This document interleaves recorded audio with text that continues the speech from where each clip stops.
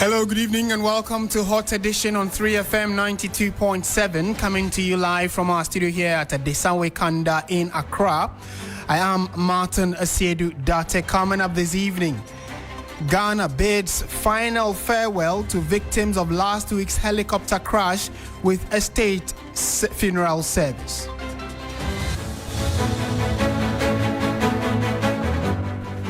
We'll bring you a wrap of what exactly took place today as the country came together in mourning to send off or give a befitting farewell to the victims of last week's helicopter crash. Also coming up, Bolgatanga Technical Institute in the Upper East region closed indefinitely following a violent student protest in the early hours of today.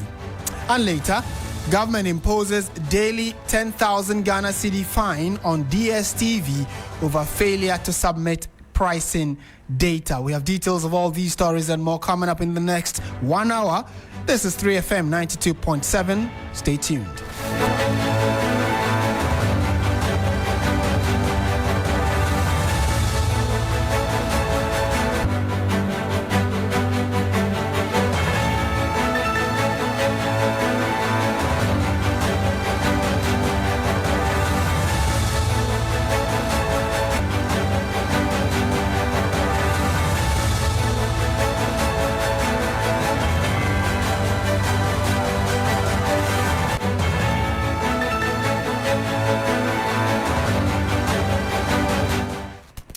Let's settle for the details of our stories now. We are starting from the big story that developed earlier today across the country. Every Ghanaian was in mourning, led by the president. There was a solemn state funeral that was held in Accra for all 8 victims of last week's military helicopter crash, capping a week of national grief and mourning. The ceremony, attended by top state officials, also saw the burial of 6 of the victims at the military cemetery.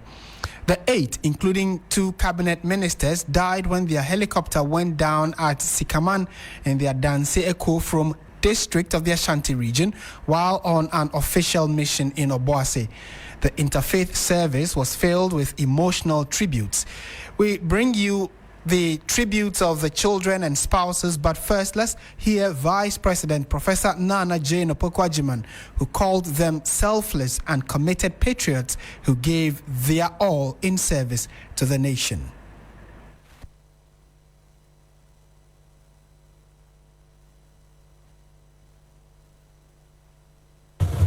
Yes, this is one more time to remind ourselves that man proposes, God disposes.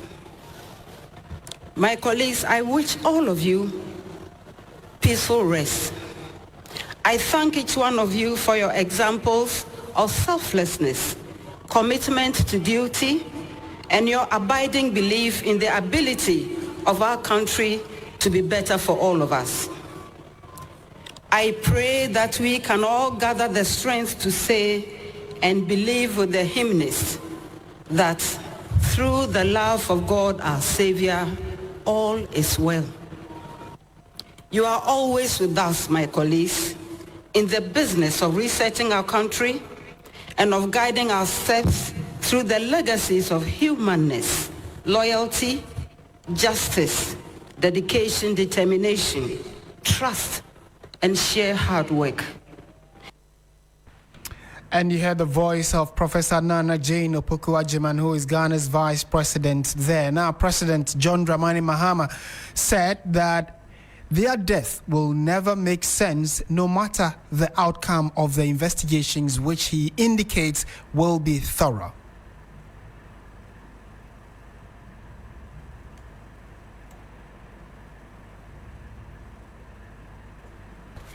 Our nation will continue to mourn as we find ways to hold.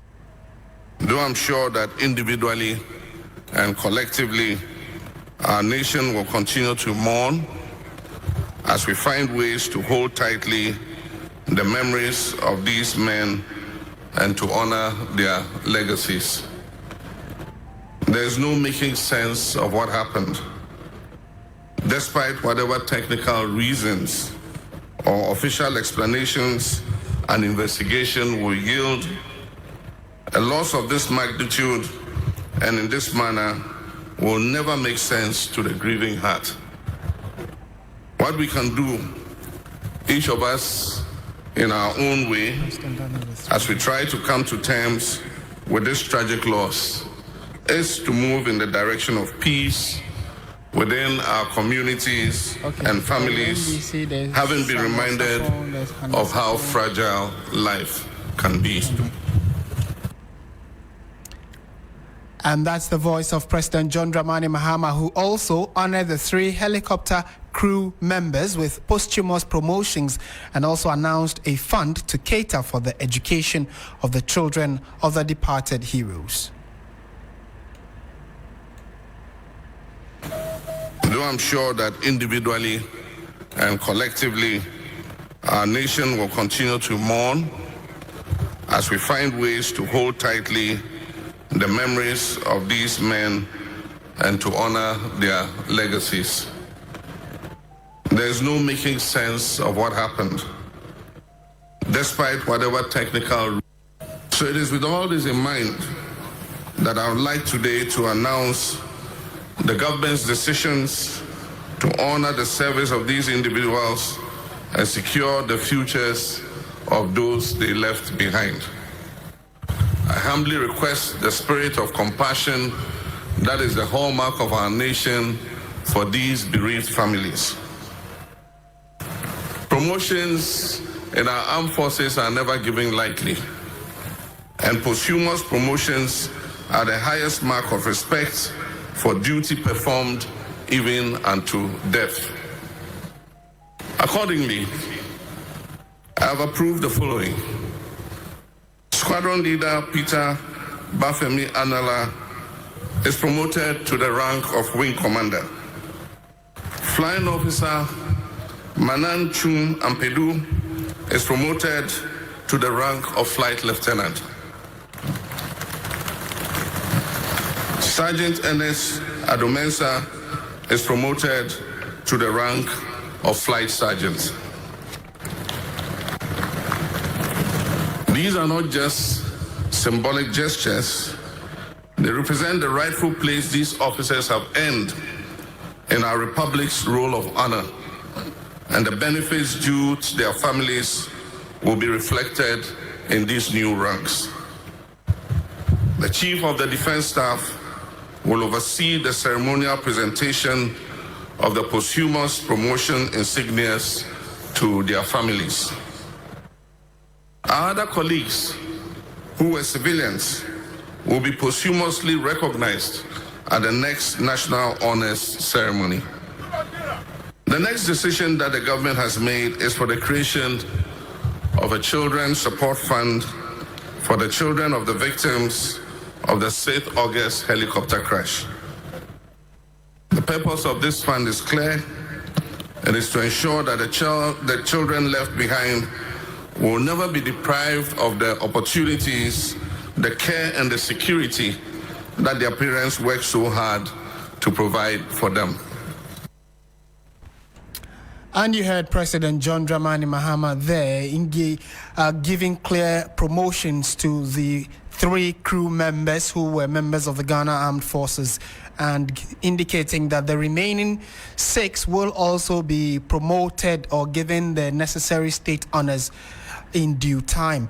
There were other tributes that were read on the other events. To start with, let's bring you what exactly the Council of State members said. Their tribute was read by Betty Mould Idrisu. They were patriots, they were soldiers, they were public officials, gallant officers who served with intelligence, courage, and devotion. Whether in the political field or in the security field or in the skies, they were guided by the highest ideals of sacrifice and love for the country. They brought to their callings competence, experience, and the discipline of duty for a better Ghana. The heartbreaks and tragedy has left a nation, and their families and communities with such grief. In this moment of our profound grief, we at the Council of State extend our deepest and heartfelt condolences to the bereaved families, to the government, His Excellency the President, the people of Ghana, the Ghana Armed Forces, the leadership of the political parties, and membership of the NDC. As we bid them farewell, let us remember that their journey did not end in the crash. And you heard the words of Betty Mould-Idrisu, representing the Council of State, who also paid tribute to the fallen gallant Ghanaians last week. Let's now go to the phone lines and speak to Richard Kumado, who is a security consultant. He's joined us for a quick chat on this. Richard, it's been a heavy day for the entire country, but, well, we may have to just greet you as good evening. How has the day been for you? It was tough. It was tough to realize that finally, whatever seems to be a rumor, reality has taken place, and our comrades and our security officers have paid a higher price, and they have been buried. They are legacies to live on. Let's pick from the lessons they left for us and let that inspire us to building our nation in a better way for everybody, so that we don't have to die in this manner again. What are your general thoughts on the entire service? You know, many are praising government for how orderly the entire service went, and then how they also plan to remember these fallen men or gallant men. So what are your general thoughts on the entirety of the service? You know, that is typical of us. Whether we are playing football or not, we start slowly, then we pick it up from there. From the crash site and how the bodies were carried, and the initial controversies and agitations and accusations and criticism. Once the bodies got to Kumasi and they airlift them to Accra, right from there, everything has been It has followed the standard procedure, followed the party. They give them a befitting burial. They show decency, they show respect, and they show honor. So in that regard, I will agree with everyone who says government did very well. And I think this is the spirit of patriotism. This is the spirit of serving one another, knowing that when you serve, your country will remember you in days such as these. So let's pick the lessons from this and let's take it forward. Martin, you remember when they said they were being buried at the military cemetery, and they give how many acres, how many portion was given to the civilians and the military. What came to mind is those guys around that particular area that went after the military land.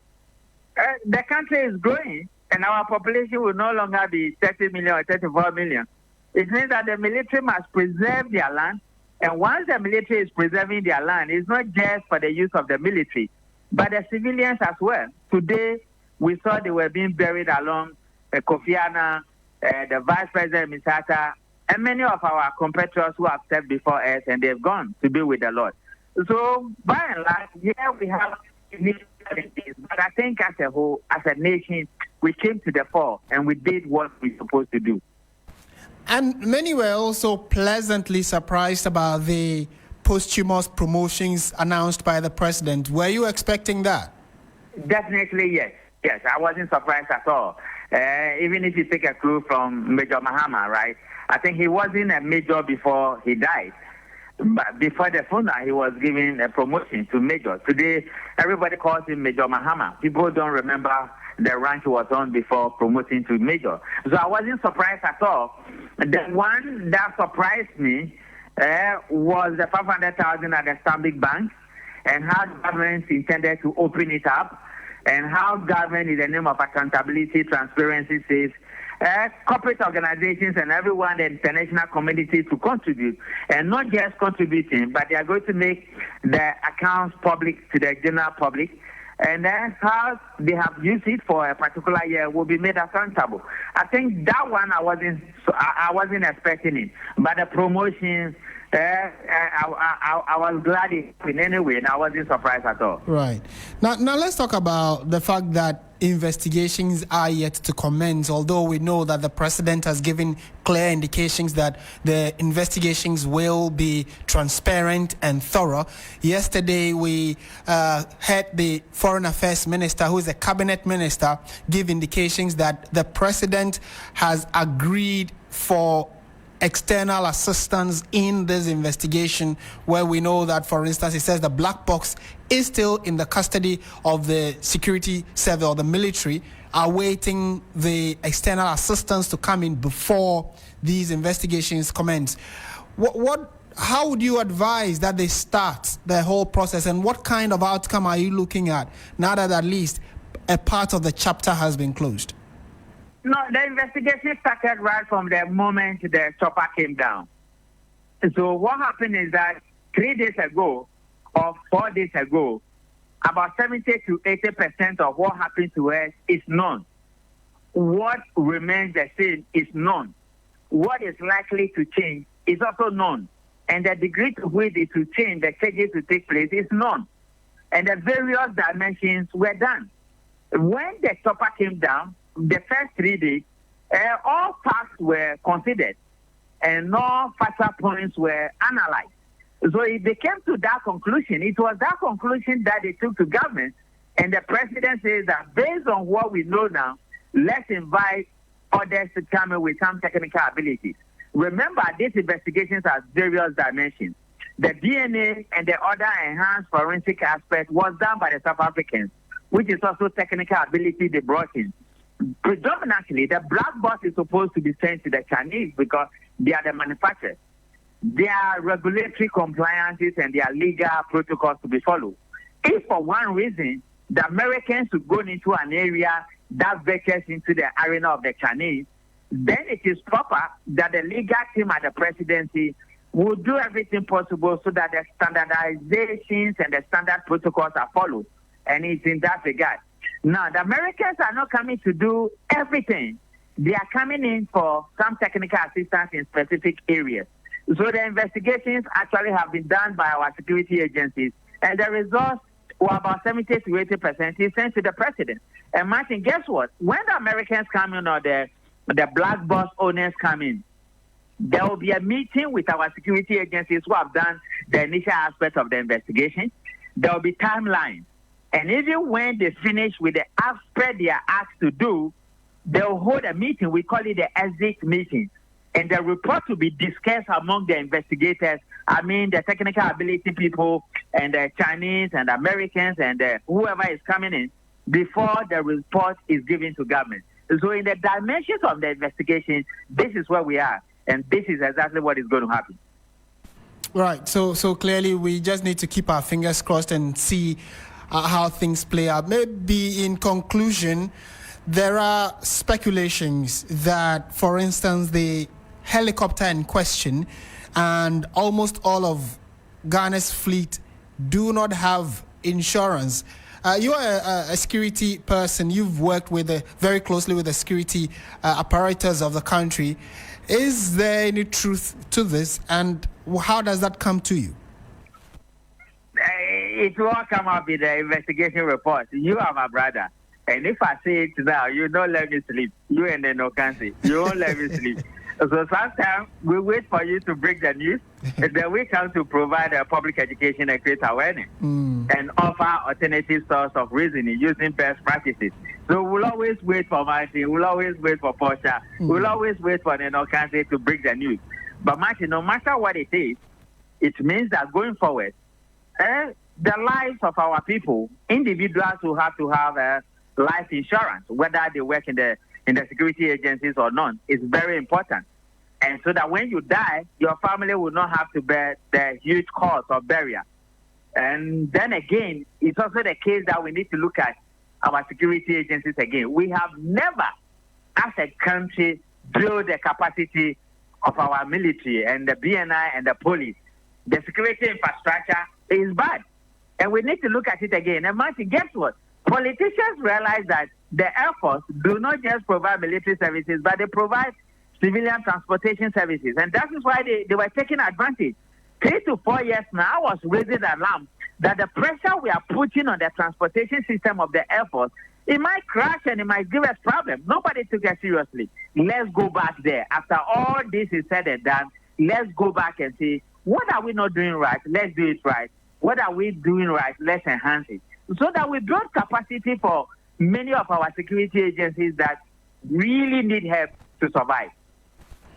Mr. Kumado, always a pleasure talking to you. Thank you so much. Have a good evening. And Richard Kumado is a security consultant and also a former BNI operative, helping us understand the generality of how things went today, the orderliness of the service, the speeches, the honors that were posthumously given to the 3 servicemen, and the fact that a specific fund has been set up for the children of these gallant men who lost their lives last week, Wednesday, the 6th of August. So everybody was in a very somber mood, the entirety of the country, and even the weather in itself was cloudy somewhat, so it wasn't too warm in terms of extremely sunny. There was no rain, but generally you could tell that the country was in deep state of mourning, and we are grateful to God that he's giving us the strength, especially the president and the family of these men, to be able to bid farewell to them. They definitely have been buried, but their memory will live with us for a long time. And on the back of that, we want to bring you some of the tributes that were paid to these men by their respective groupings that they were a part of, and also their specific family members. So we start from the family of the National Democratic Congress that lost 5. I beg your pardon. Yes, that should be 5 of the men on board were members of the NDC. Talk about the ministers and the other unofficial government officials who were on the trip. The NDC paid glowing tribute to them and gave indications that their memory will not be forgotten. So let's listen to what the NDC said. At the time of his passing, he was the national vice chairman of the NDC, a role he carried out with a quiet dignity, discipline, and unshakable loyalty. A founding member of the NDC in Ashanti region, Dr. Sapon was instrumental in building the party office in Shaisu. He treated all with respect, regardless of political affiliation, creed, or color. His humility endeared him to the grassroots of the party as much as to all national leaders. He's calm, dependable, and meticulous. He was a leader who believed in service above self, a quality rooted in his background as a police officer. Beyond politics, he was installed as Nkosohene of Cape Coast and was a devoted family man, married to Mrs. Hannah Sapon and blessed with 5 children, 4 sons and 1 daughter. On that fateful day, Dr. Sapon's life of service was cut short in the line of duty when he lost his life with 7 other gallant compatriots in a tragic helicopter crash at Sikaman in the Ashanti region. The NDC has lost more than a leader. We've lost a pillar of integrity, a strategist, and a unifier, whose wisdom and courage were invaluable to our cause. His absence leaves a deep void in our collective struggle and the hearts of all who knew him. Dr. Samuel Sapon's legacy will forever be etched in the history of our great party and the memory of the nation he served so faithfully. His life reminds us that true leadership is measured not by titles held, but by the lives we've touched and the values we've upheld. Rest well, comrade. Your work is done, your race is run, and your name will live in the annals of the NDC. Cedis may go, cedis may come, but the revolution has come to stay. Rest in perfect peace. And that is Fifi Kwete, who is the General Secretary of the National Democratic Congress, paying glowing tribute to Dr. Samuel Sapong. And talking about Dr. Samuel Sapong, his children were also there to pay tribute to him. Let's listen to what they said about their father. It is hard to put into words what you meant to us. You were more than a father. You were our hero, our role model, our uncle, our friend, and our greatest teacher. You lead a life of purpose, dignity, and unveiling sense of duty. Not just us, your children, but to your community and the nation Ghana. We saw how tirelessly you worked, how passionately you served, how deeply you loved everyone around you. Your calm posture and respect for time at public events speak volume about a man who saw public service as a call to duty. At home, you were gentle, wise, and warm. Your laughter filled our hearts, and your words always pointed us in the right direction. You didn't just tell us how to live, but also showed us the way through our integrity, humility, and strength. The news of your departure pierced through our veins and bones with sudden wave of shock, which we still cannot accept. And you heard the words of the children of Dr. Samuel Sarpong, who also paid tribute to him. Let's listen to the wife of Dr. Edward Omane-Boamah, who was Ghana's defense minister until his demise. His wife also managed to get courage to speak, and this is what she had to say. Though I was not a medical student, fate brought us together on that fateful day when we boarded the medical school bus. Our friendship started and was nothing short of love and adventure. Our night walks from my home to buy kinky and fish and vice versa. I looked forward to visiting you in school so we could embark on our love walk to buy kinky and fish. Thus, buying kinky and fish together became our hallmark. In fact, I saw a father in you because you were the exact replica of my dad. You also confirmed that when you met my dad the first time, you knew you had a partner for life. I had no doubt you would be a loving and perfect father to our children. You were truly God sent. Your commitment and love were such that you proposed we got married on my birthday. And we have always had a double celebration on my birthdays, which I was looking forward to this year also. When we started having children, you were nothing short of a wonderful father. You were a great source of hope to me and the children. Despite your busy schedule as a medical doctor and later in your political roles, you either bathed the children every morning or dressed them up while I bathed them. You were their favorite teacher, because you knew all their syllables back to back. You always had a strict timetable for their private studies, yet made room for play and adventure. You were truly a family man, a definition of a genuine person with a pure heart of gold. In our years of marriage, you always asked, Abner Rita, what will you do when I am not around? I never answered. Until today, I don't have an answer. I will, with God's help, take care of mommy and the 3 kids. Knowing who you are, I believe you will be looking down on us to guide us through from the heavens. Kofi B, thank you for loving me. Thank you for loving the children. Thank you for loving my family and all who came to know you. And that is the tribute from the wife of Dr. Edward Omane-Boamah when she had the opportunity to share the thoughts with the nation. The Speaker of Ghana's Parliament, Alban Bagbin, also spoke briefly about how he knew these men, some of them, and then also some who, or one of them who was a member of Parliament, how closely he had worked with him. Let's listen to what the Speaker said. They were the loving hands that cradled children, the wise voices that guided families, the charitable hands that fed families and whole communities, the compassionate hearts that uplifted our dear country.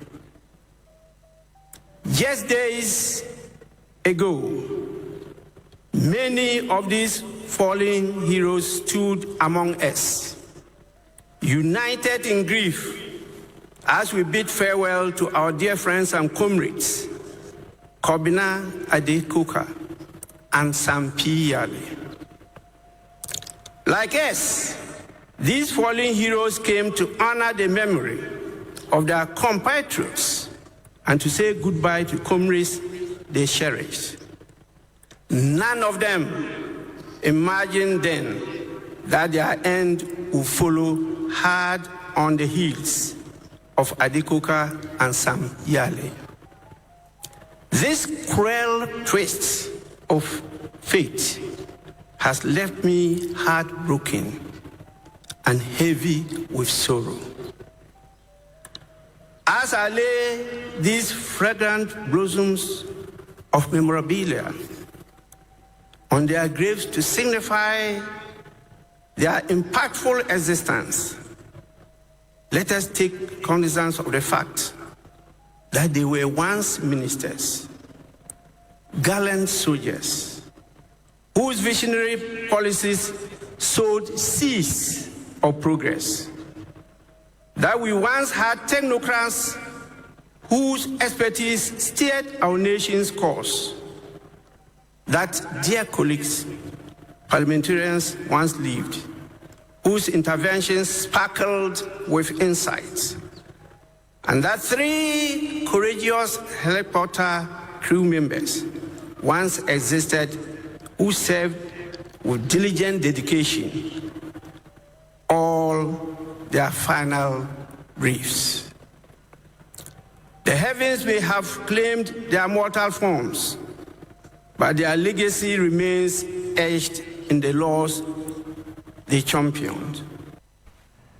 Alban Kingsford Sumana Bagbin is Ghana's Speaker of Parliament, and he also shared thoughts on how he knew some of the men and then what Parliament makes of their passing. This is still 3FM 92.7. We are live around the world on 3news.com. That's our website. This is Hot Edition, coming to you live from our studio here at Adesanwe Kanda in Accra. So my colleague Christian Yali was at the event ground, sampled thoughts of a number of the people who had gathered there, and has come through with this report, which starts by saying that she went to the Black Star Square quietly, away from the spotlight. A mother was full of gratitude while grieving.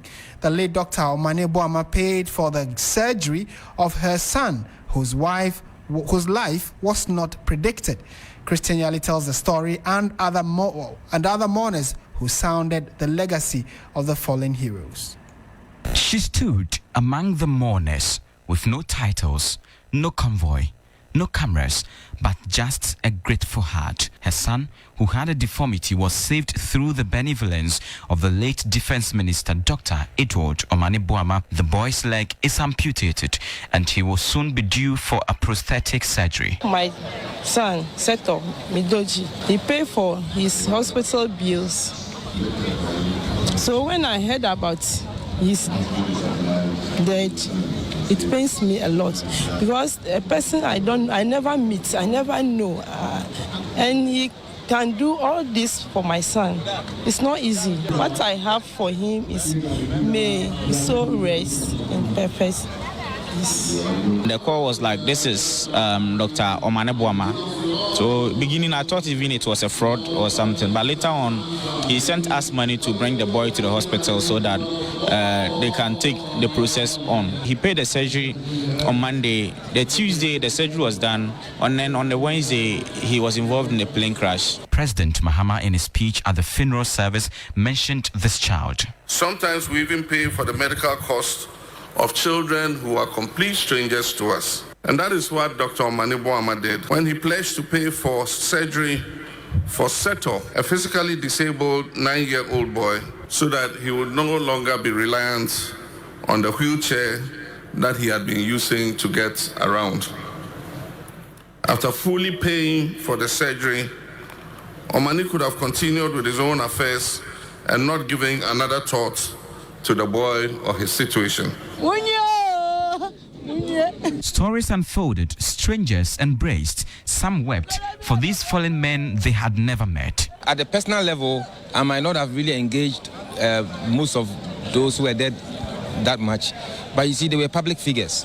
and the pain of their loss would not be different from someone who is even direct family, especially looking at how tragic you wouldn't even wish that for your enemy, you know. And we believe that while we are here to send a signal to everybody, to mourn with everybody, and let them know that this thing that has happened should teach us a very bitter lesson. I haven't really had any personal encounter with them, but yeah, I bear in their soul with them. Yeah. We should, draw a lesson from this funeral. We should all come together, fight as one body to see the brighter future of our nation. The politics and those things, the divisive, the tribalism and the religious trouble is not helping any of us. Beyond the tributes, security was tight, mounted patrols and drones in quiet surveillance. These 8 have departed in glory, in full honor, and all the dignity that they deserve. Their lives, the legacies, and those that they touched continue to live on. And that's a report by Christian Yali from the event grounds. Let's go on to our other headline story we have for you this evening. And the Bolgatanga Technical Institute in the Upper East region has been closed indefinitely following a violent student protest in the early hours of Friday. The unrest, which erupted around 12:30 at dawn, left 6 students injured and caused extensive damage to school property, including the burning of the library and the senior housemaster's office. Sources say the chaos was triggered by the suspension of 6 students for alleged misconduct. In an apparent act of retaliation, their colleagues reportedly launched a coordinated attack on the school late Thursday night. Police and fire service teams were quickly deployed to restore order and douse the flames. The injured are currently receiving treatment in the Upper East Regional Hospital. The Regional Security Council ordered the school's closure to help calm tensions and aid ongoing investigations. Meanwhile, police are looking for the 6 students believed to have played a key role in the violence. Let's go to the phone lines now and speak to Castro Senyala, who has been following this story for us. Castro, good evening. Thank you for joining us. To start with, does the school know the identity of the suspended students and the people who must have perpetrated this act?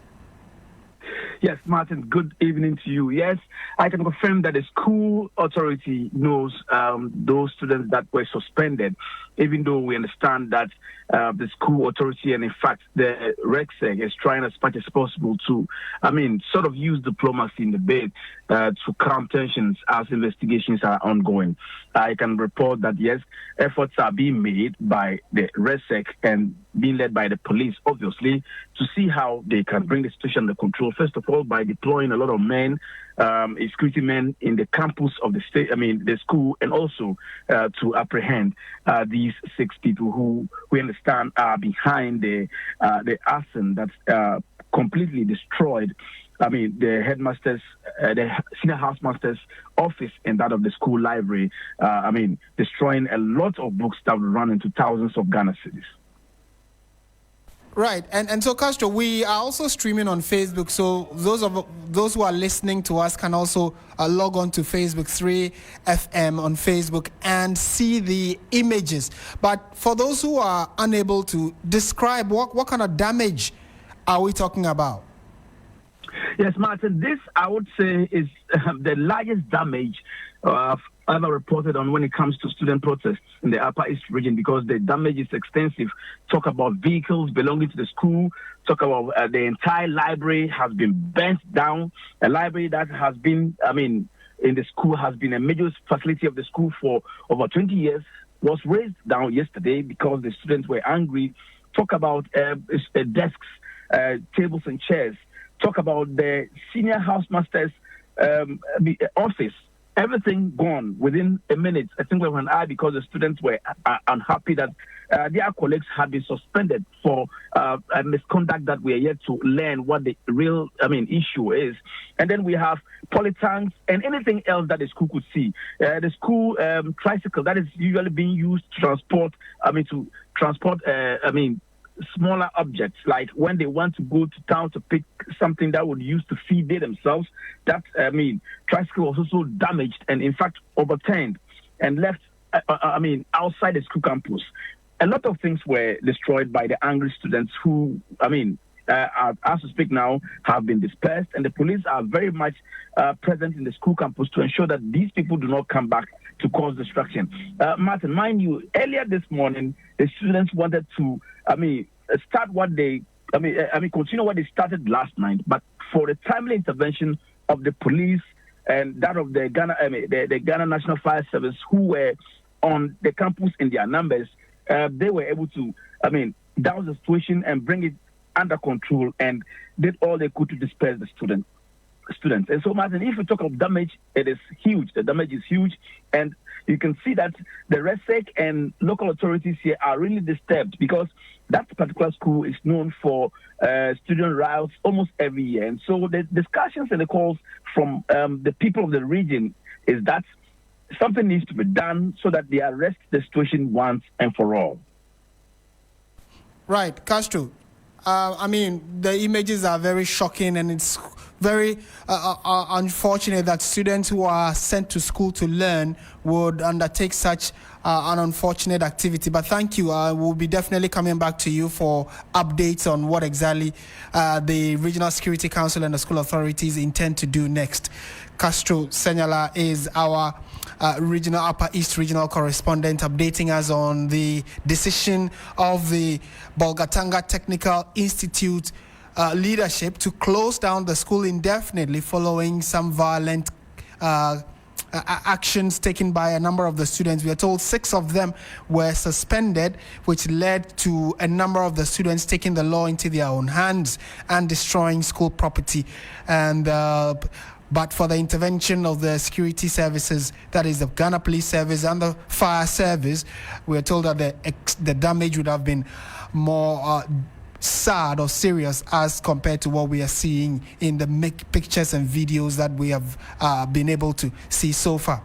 Would update you subsequently, but you can go to 3news.com. You'll get to see some of the pictures for yourself. And this comes on the back of several months of reports of student violence on various campuses and how it seems as though lawlessness is creeping back to our second cycle institutions, and something ought to be done and done immediately. Away from that, before we bring you business, the Multi-Choice Ghana DSTV will pay 10,000 Ghana cedis per day as a fine for failing to submit critical pricing information requested under the Electronic Communications Act. The application of the statutory fine by the Ministry of Communication, Digital Technology and Innovation will take effect from today, according to Sector Minister Samuel Nate George. In a meeting with Multi-Choice Ghana, he mentioned that the data, including a breakdown of bouquet prices, tax components and comparisons with at least 6 other African countries, was requested to support a meaningful engagement on reducing subscription fees for Ghanaian customers. According to the minister, DSTV had been granted an extension until Monday, the 11th of August, 2025, to submit the information but failed to meet the deadline. The ministry had earlier indicated that if no price reduction was achieved by 6th September 2025, DSTV's operating license could be suspended. This follows the company's refusal to commit to lowering subscription fees despite the ministry's proposals. And that debate continues, especially for those who've been following on social media. The hashtag Reduce DSTV Price Now has been in the trends for some time now. And there has been a back and forth between the ministry and DSTV's mother company, Multi-Choice. And we are told that a lot of back of the envelope conversations and negotiations have been ongoing. We will definitely wait to see what exactly will happen. But on the back of the deadline that was given to DSTV to reduce its prices, there has been a final 30-day extension for them, and we wait to see what that would also bring up. But as we speak, effective today, DSTV will be paying 10,000 Ghana cedis every day to government following their failure to to submit a pricing data that the ministry requested from them. So we'll keep you updated on how all of this plays out in the coming days. This is still 3FM 92.7. Up next, though, will be the latest in the world of business. And after business, we'll be having a quick chat with the sports team as we all build up to this weekend's sporting action. For the football lovers, you know that the English Premier League and many other leagues around the world will be starting this weekend. So we that love football are excited about it going into the weekend, although we are still in mourning. But we'll keep our fingers crossed to see which team will be lifting the trophy at the end of the season. But now it's time for business.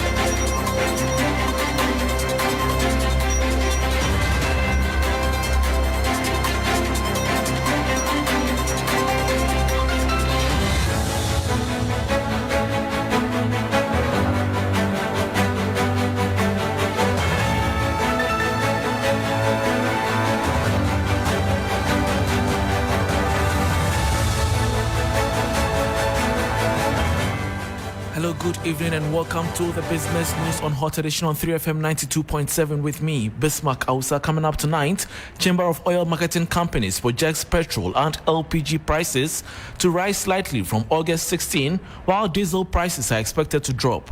This story and others lined up for you. Please stay.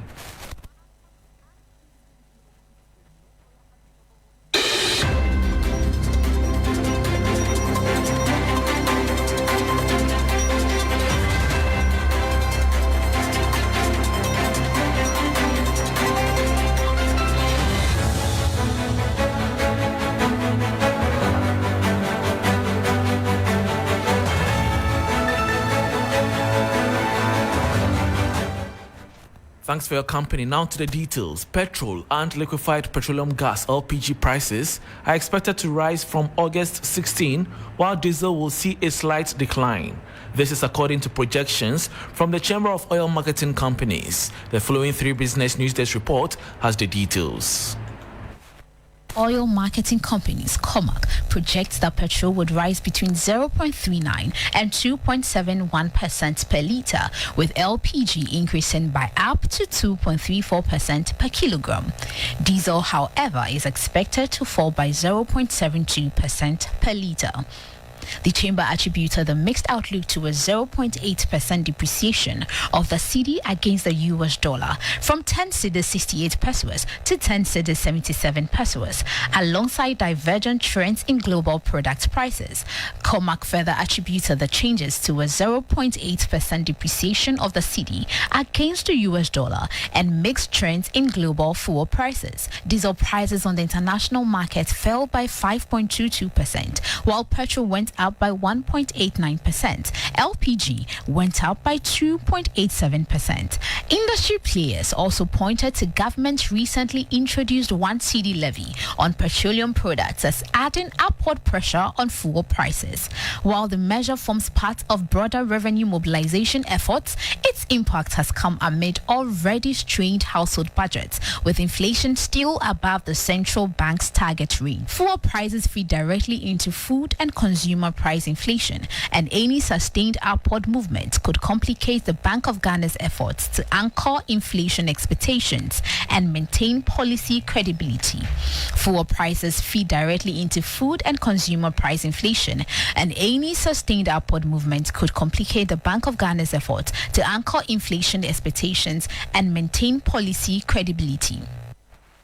And that was a 3 Business News Desk report on petrol and LPG prices projected to rise slightly from August 16, while diesel prices are expected to drop. And that brings us to the end of the Business News on Hot Edition 3FM 92.7 with me, Bismarck Ausa. For more business stories, please check out our website 3news.com. Bill is here. For sports, please stay.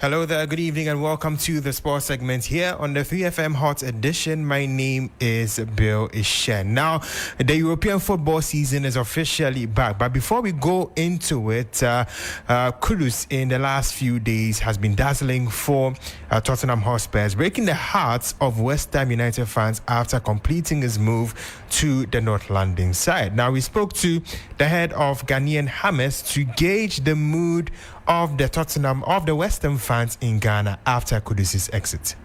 Always wanted to play at the highest level. How big the club is, the history, and the Champions League as well. So it's a big moment.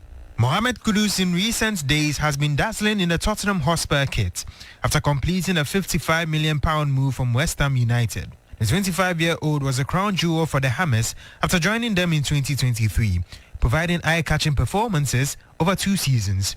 His presence at the London club gave Hammers Ghana fans immense joy. Signing Kudus has marketed Ghana a lot. Not only even in London, in any part of UK, we could see that the star boy. Look at that stool. It's a benchmark now. And then the celebration that he went to the touchline sometimes sat on advertisement board. Ghana copied it. It went well wide, you understand. And it has also made us a great time to also brought in a Ghanaian Hammers merchandise. They was buying it to the stadium. Even our Ghanaian Hammers flag. There was a time that people were purchasing it online from us. So like we ourselves has also made, let me just say, a good name to ourselves through Kudus. When his exit was confirmed, fans abroad burnt his jerseys, branding him Judas for his perceived disloyalty. But the Ghanaian midfielder had his reasons. Despite moving to a rival team, Hammers Ghana faithful believe his performances with the club has paved the way for Ghanaian players to feature at the London Stadium in the next few years. And in the future, we know they are looking at also considering Ghana as a hub of talent through what Kudus has done for the club. The former Ajax midfielder spent 2 seasons at the London Stadium, scoring 19 goals and providing 13 assists in 80 matches. One of his standout performances was his solo goal in the Europa League, which earned him the Goal of the Tournament award. But this campaign, Kudus' focus would be to make an impact with the Lily Whites. There was a report there by my colleague Rabi Edu-Ejay. Now the Premier League is about to begin in about 1 hour, and the first game will be between champions Liverpool and Bournemouth. Their lineups are already out. For Liverpool, Alisson will be in goal, Jeremy Frimpong, Konate, Van Dijk and Kerkes in defence. In midfield we have Szoboszlai, McAllister, Mohamed Salah, Florian Wirtz, Gakpo, and in attack we have Ekitike there. And for Bournemouth, they have Petrovic in goal, Truffert, Sinesi, Hill and Smith in defence. In midfield, Scott, Adams, Semenyo, Chavenier, Brooks, and in attack we have Evan Nielsen. And speaking of Antoine Semenyo, former Black Stars player Lai Kingston believes that Antoine Semenyo is the best Ghanaian player in the last season. So for me, for some time now, Semenyo has been our best player for Ghana. He's been our best player. I was a little bit worried about him because of the way we use him in our national team, because sometimes we don't give him that kind of freedom to operate the way he was doing in his club. You can see he's been very consistent with his club. Bournemouth last season is their best player. in the Premier League. But when you watch Semenyo, the way Bournemouth is using him and he's giving them results, when it comes to the national team, I think they restrict him from doing what he can do. You know, so for me, he's been our best players in the Premier League, and then in Europe as a whole, he did so well, more than any other Ghanaian player in Europe. That was Laikis in there speaking on Antoine Semenyo. Now, with regards to Liverpool, the defending champions, their manager Ancelotti believes that this season will be more challenging than ever.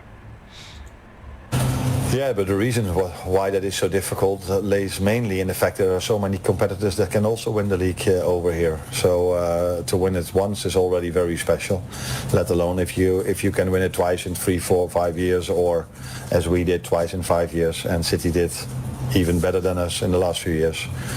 So that's unbelievable if you're able to do this in this league. And probably this year it's going to be harder than every year before, because every team brings in new players, but our main competitors definitely did as well.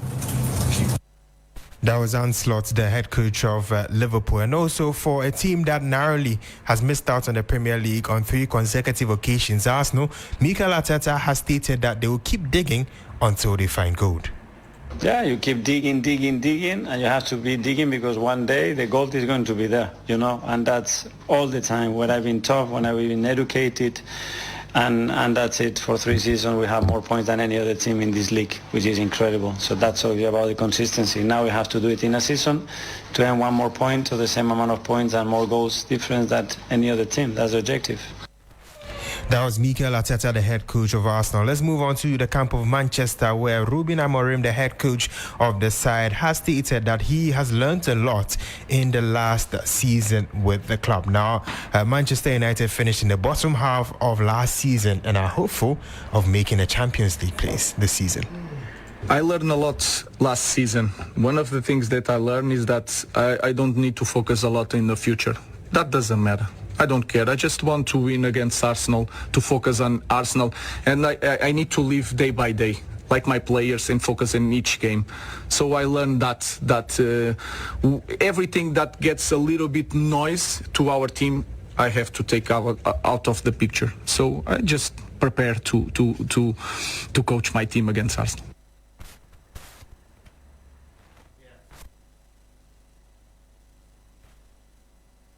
Speaking there, bringing an end to the sports segment here on the 3FM Hot Edition. Back to you, Martin. Well, thank you very much, Bill. But we know many of us are looking forward to the weekend. Yeah. What are your personal expectations? Oh, I expect Arsenal to wallop Manchester United on Sunday. Yeah, at Old Trafford. Wishes. I like the fact that United wanted Gyökeres and he chose to go to Arsenal. Yes. We also have our own Sesko. Yes. So it's going to be a battle of which of the strikers would be scoring. But it's going to be a very tasty weekend, and we look forward to it. But at the end of the season, who is give me your top 4. Arsenal winners, Liverpool second, Manchester City third, Chelsea fourth. Yeah. What kind of? So United is not going to be. Oh, no. United is not in top 4. So my top 4. Yes. Manchester United will be third.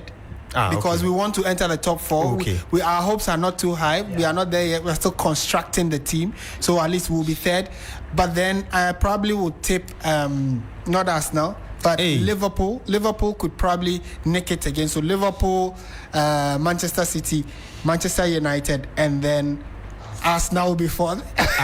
You're dropping us from second to fourth. If you like, we can bet on this and see how the end of the season will look like. But thank you very much, Billy Shen, for bringing us the latest in the world of sports. And that's how we wrap up the bulletin. It came your way from our studio here at Adisanwe Kanda in Accra. I am Martin Asiedu-Dartey. This has been Hot Edition. Regular programming continues. Thank you for staying in.